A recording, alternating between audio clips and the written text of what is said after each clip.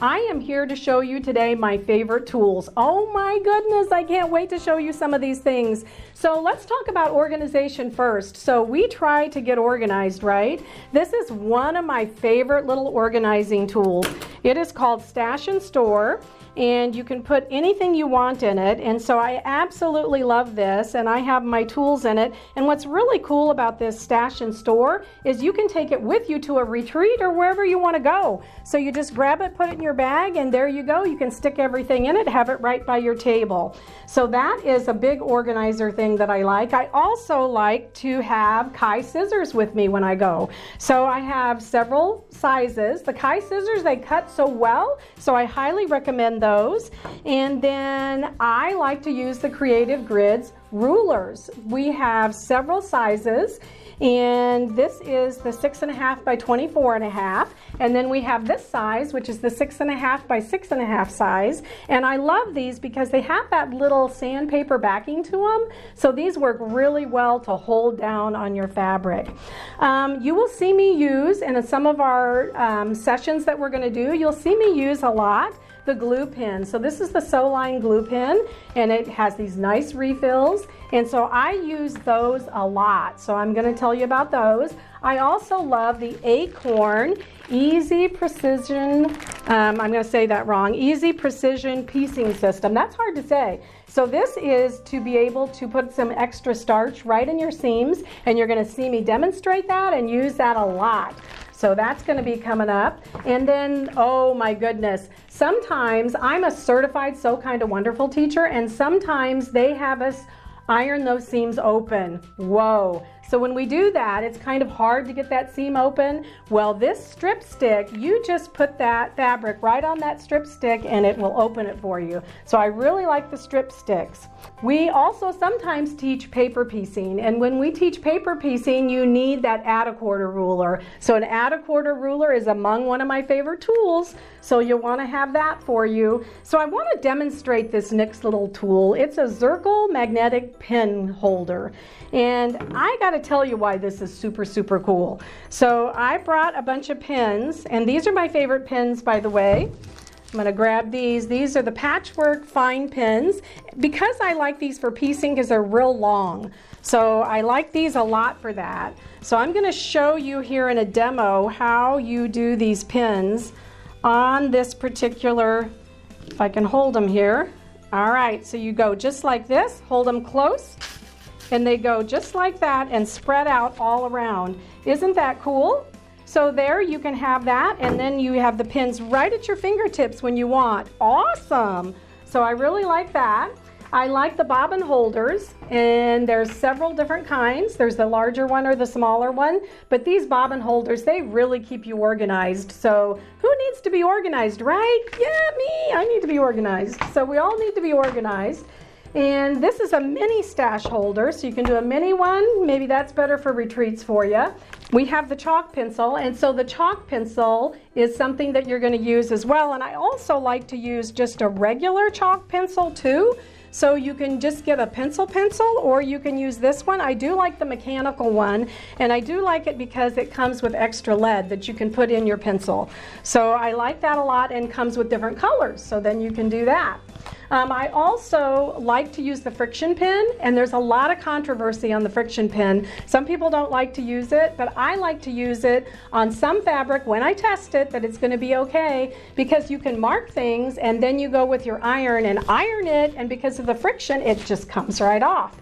So that is a really good tool. And everybody needs a seam ripper, right? You can't get by without that seam ripper. It's going to be your best friend. I hope that we don't have to use it, but if we do, we can use the seam ripper. And I like one with a good grip. So this one is actually a clover one, and it has a really nice grip to it. I was looking for mine, but that's okay.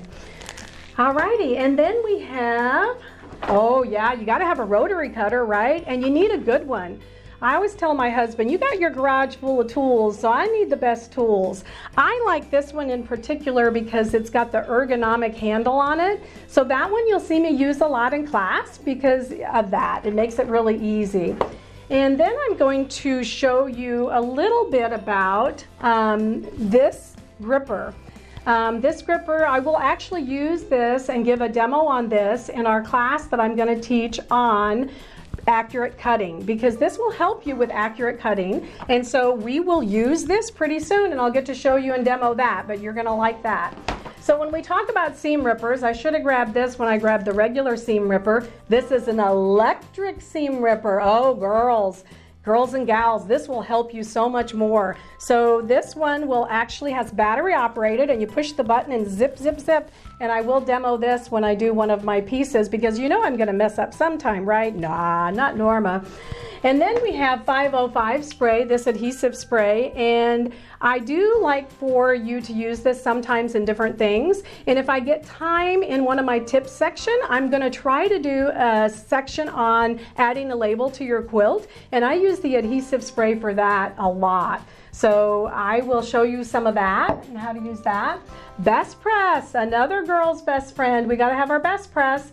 So best press is something that will give a light starch to your fabric and freshen up your fabric. And I like to use this quite a bit, and you don't want to overuse it, but I will be using it when I'm doing my piecing section, and so we'll get to talk about that. A wool pressing mat. Oh my goodness, the wool pressing mat is definitely something that you will absolutely love. It keeps everything flat, and it keeps the heat in. And so my girlfriend got me one recently that is the size of my whole ironing board. So I will tell you that you will love the wool pressing mat. So that is definitely a must. And we also have to have a mat. So I'm going to talk about different mats and talk about a self-healing mat and what it is and what it'll do in my section when we talk about cutting precisely, because I will tell you my preferred mat. So we'll talk about that. So another little tool, tiny little tool that is going to be the best money you're going to ever spend. It is called the 12-in-1 gauge, and it's a measuring gauge, and it actually has all kind of measurements all around it. But I use it a lot for my 1/4 inch, my 1/4 inch, so I use it for that. And I'm telling you that it has 1 1/4, 5/8, it has all kinds of measurements. So you're going to love this, and I use this a lot. So I'm not even sure what the price is, but it'll be the best money you spend. It's very inexpensive, by the way, so you will love that. Now, this is something that you can buy anywhere, any place, but it's something I always have in my bag, and that is these Post-it notes and a Ziploc bag, because I am always Post-it noting something and putting it in my Ziploc bag, keeping myself organized, and you'll see me in my classes, I'm real organized, so we'll learn about doing that. All right, we got to talk about a couple more things. So we have the Aurifil thread. I want to tell you my favorite thread is the 50 weight Aurifil thread for piecing. And I like it because it's a perfect weight, lightweight enough, and I use it in my bobbin and when I'm sewing. So we'll talk more about that in the piecing class. And my other thing I like is the purple fang. Yeah, you got to have a purple fang. So that holds things when we're piecing, and you'll see that again in my piecing segment.